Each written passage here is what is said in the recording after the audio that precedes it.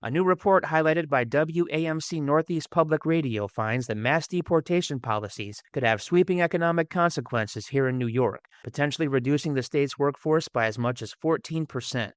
The study, conducted by the Rockefeller Institute of Government, emphasizes how heavily key industries rely on immigrant labor, noting that 20% of all construction workers are non-citizens and subject to deportation, while agriculture depends on immigrant workers for 40 to 50% of its workforce, along with significant shares in transportation, manufacturing, and direct care services. Report author and senior fellow at the Rockefeller Institute, Scott Fain, explains that removing these workers would reshape the economy, raising average family costs by about $2,100 and increasing inflation by roughly 3.1%, while creating labor shortages that cannot be easily filled.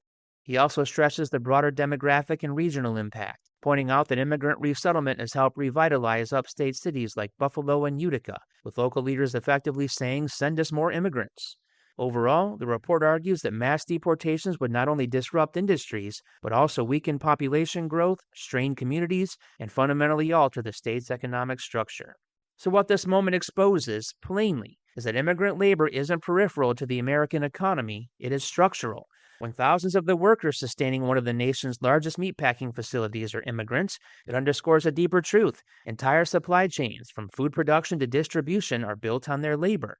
And if removing immigrant workers can shrink New York's workforce by up to 14%, drive up costs for families, and fuel inflation, then these workers are not easily replaceable inputs. They're embedded in the functioning of everyday life.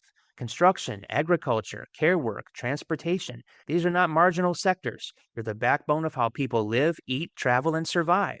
Mass deportation, then, isn't just an immigration policy, it's an economic shock policy. It threatens to destabilize industries already reliant on tight labor margins, hollow out regional revitalization efforts, and unravel the very conditions that make victories like the JBS contract possible.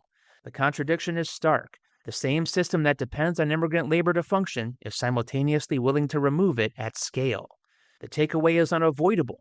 Immigrant labor is not just a part of the American way of life, it is a precondition for it. And policies that aim to strip it away are not just punitive, they're economically self-destructive.